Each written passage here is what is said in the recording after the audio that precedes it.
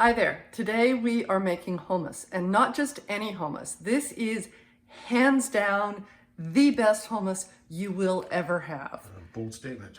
It is a bold statement, and I will stand by it. So it is very loosely adapted from the cookbook Jerusalem that was written by Yotam, Ottolenghi, and Sami Tamimi. And there are a few things that they do differently in their hummus recipe that makes it so good, but I'll talk you through that while we're doing it. But I just want you to know that the final product is really different from the stuff that you buy in the store or probably what you make at home. It is velvety, it is as smooth can be, and it's verging on fluffy. And I don't know how else to explain it. It sounds crazy, but this is the hummus of your dreams. So let's get started. Let's make the hummus of your dreams. So we're starting out with the first thing that makes this recipe very, very different from other recipes you might have used is you cannot use canned chickpeas here. They must be dried. So last night I soaked 125 grams of chickpeas, dried chickpeas, in water overnight. And that's what that looks like. All I'm gonna do is drain it. And the beauty of that is the dried ones are a lot cheaper too, aren't they? They are way cheaper, and you can find them all over the place. I highly recommend you get your hands on some. Yes, it's more convenient to use canned chickpeas, but it won't work for this recipe. And now I'm going to show you why. We're going to take those drained chickpeas, put them into a pot, and the only other thing I'm adding to this pot is half a teaspoon of baking soda. Not baking powder, baking soda. Now, why am I putting baking soda in? Because that's kind of crazy, and no other recipe I've ever seen does that. The reason is this.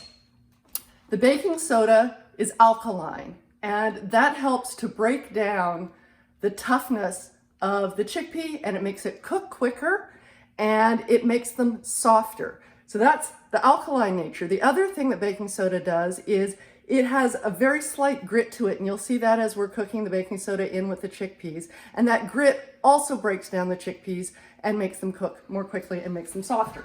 So we're going to turn that on to medium high, give or take.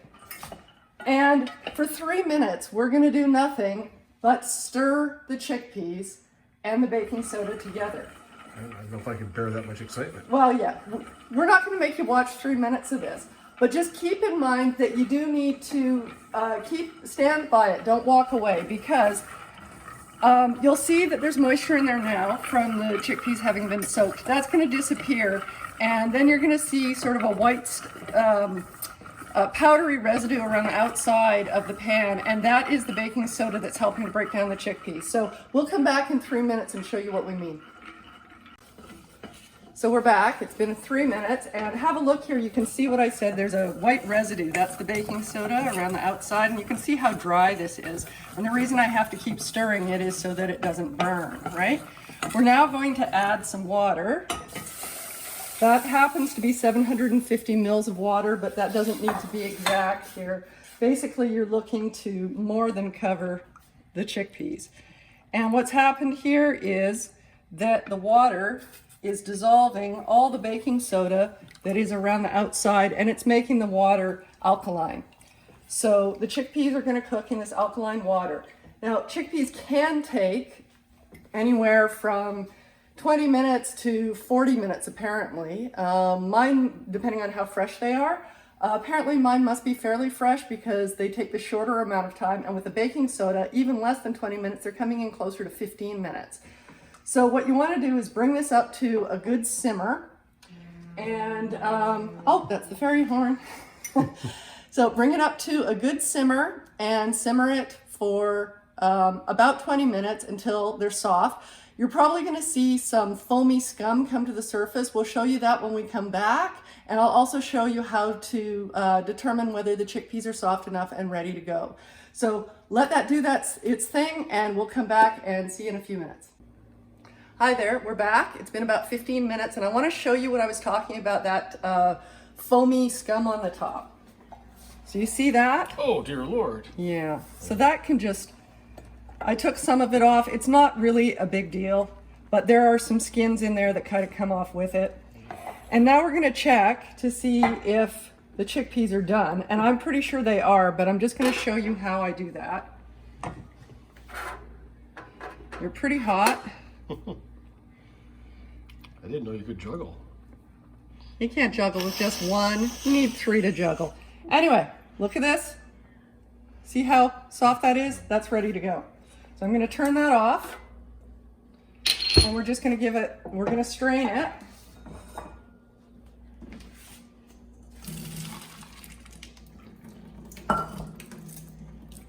Seems like that baking soda really did the trick.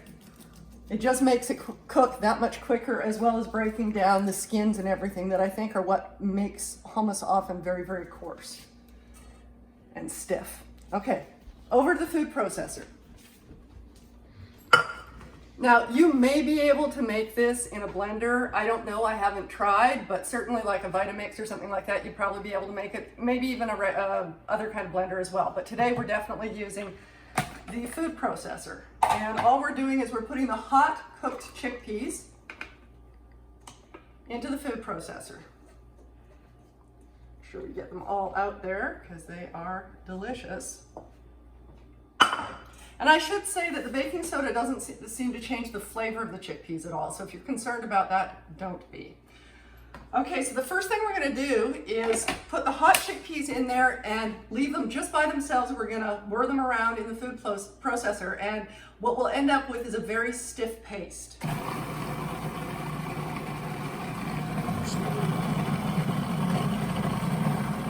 I'm just going to give it a quick scrape down the sides. Make sure we're getting all of them in there. And like, you weren't being hyperbolic when you said it was the best here. I have never had a hummus that tastes as good as this or has the best texture like this. It's amazing. Whenever we take it anywhere, if we take it to a potluck or to someone's house for dinner, the comments are amazing. People are like, how do you do this? This is magic. This is not like any other hummus. So we told you the first thing is that it has to be made with dried chickpeas so you can use the baking soda. That's the first trick from Jerusalem. So that's now a stiff paste. You can see here in the center. Stiff paste. Stiff paste. And the next thing we're going to do is we're going to add the tahini. Now this is the second thing that's really different, I think, from other hummus recipes. There is a very high proportion of tahini in here. I'm putting half a cup in, which is 137 grams, I believe it was, because I prefer to weigh it. And I should say that the recipe in Jerusalem, in the book that this originally came from, is double this. I've halved the recipe to show you because it makes an awful lot of hummus. But I have had good success for putting half of it in the freezer and bringing it out later, and it's still lovely. So you can do that if you make the full recipe. But like I said, we're doing a half here.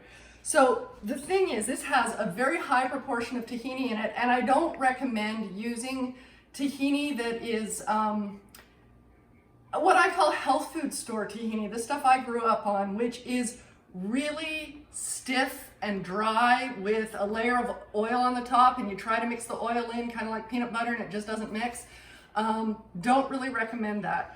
While I generally don't go for brands, and I'm not saying you have to use this brand, we found this at Superstore in North Vancouver, if you happen to be in the greater Vancouver area, and it is amazing. It's Lebanese, and it's hands down the best tahini I think I've ever had. So you go to a Persian grocery store, if you can find one, any tahini you find in there is probably going to be good, right? In your neighborhood, if you have Persian, Lebanese, Israeli grocery store, you're probably going to find a good tahini there. I'm just saying there are ones at the health food store that are good, but there are also some that I just wouldn't recommend. Anyway, so we're going to put this large amount of tahini in while it's running.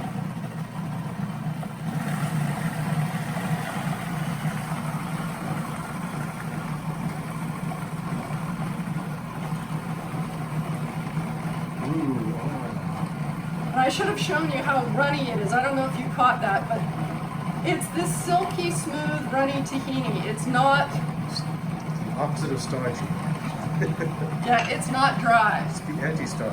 And I'm just going to stop that to, again, give a quick scrape down around the sides so that we're getting everything incorporated.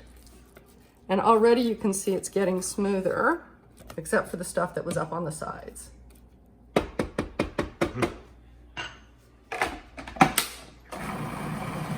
Then the next thing that we're putting in is 2 tablespoons of fresh lemon juice. I've talked before about why I don't like using the stuff in the little plastic lemon or in a glass jar or whatever.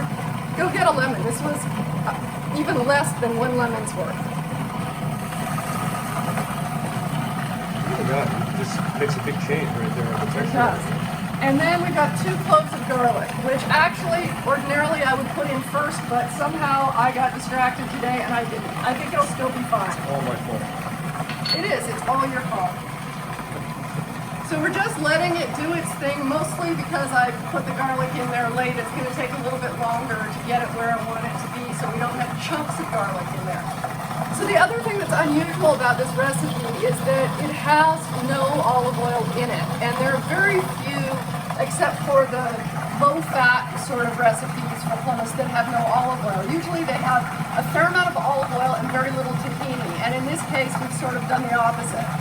You can, of course, once your tahini is made, drizzle it with your very best olive oil. I also highly recommend the dukkah that we made a couple of weeks ago. Sprinkled over hummus is lovely. Apparently in Israel you can go to restaurants that are specialized in hummus and get a plate that has hummus on it and then all sorts of toppings. And I've done that myself, where you'll have like burst cherry tomatoes and caramelized onions sprinkled over the top of your hummus, even sometimes an egg cracked over What's the other sprinkly thing we put on it as well? Za'atar. Za'atar is excellent. Is lovely on top of hummus. So I'm thinking that this is done. Although I think I need to give it a scrape. Oh yes, thank you for reminding me about the salt. Can't have no salt. And actually there's something else I forgot. Silly me. Wow, I'm really distracted today. Ice water. Because this is too thick. It's smooth, beautifully smooth, but it's too thick. And ice water is the last ingredient other than salt that we need to put in. So give me a minute, I'll come right back. So we're back. And I have my ice water now, which is crucial. I don't know where my brain was a moment ago. Who are you kidding? And I have salt. Vodka, and this wouldn't be very nice, I don't think. And vodka's not my drink of choice. So we're looking for 50 mils of ice water. And 50 mils is just shy of a 1/4 cup, which is what this is. This is 4 tablespoons is a 1/4 cup. So this is just shy of that. And then for salt, we're probably just going to do about a 1/2 teaspoon. So we're going to turn this back on,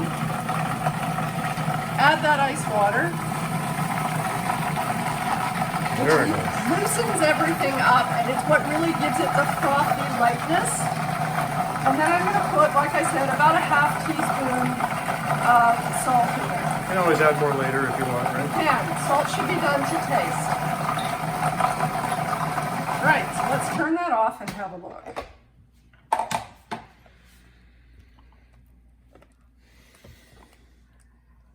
Look at that. You see, it's still stiff enough that it holds on the spatula, but it's beautifully smooth and fluffy, and unlike any of the store-bought hummus I've ever had. It's just gorgeous. So I'm just gonna give it one more quick, scrape down the sides, whiz it again, and then it's good to go to either be served or to be put in the fridge. Or you can freeze it too, right? Or, that's what I said earlier, is yes, you can freeze it. And it comes out beautifully. We were really amazed at how well it comes out after it's been frozen.